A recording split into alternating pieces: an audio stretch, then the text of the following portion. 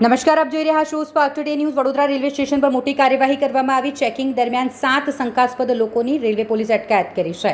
Railway SP સરોજ કુમારીને ટોળામાં ઉભેલા મુસાફરો પર શંકા જતા તમામના પુરાવા ચેક કરવામાં આવ્યા. આ 7 મુસાફરો ટ્રેનની રાહ જોતા હતા. આ દરમિયાન પોલીસે 7 મુસાફરોને ડિટેન કર્યા છે.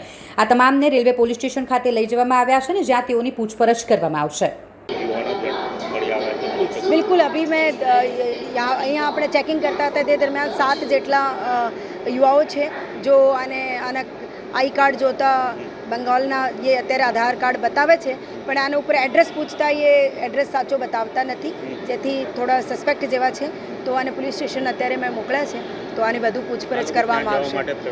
એ અત્યારે આપણે શાલીમાર ટ્રેન આવે છે, આ ટ્રેનમાં જવા માટે એ ટ્રેન આની ટિકિટ પણ આની બુકિંગ છે.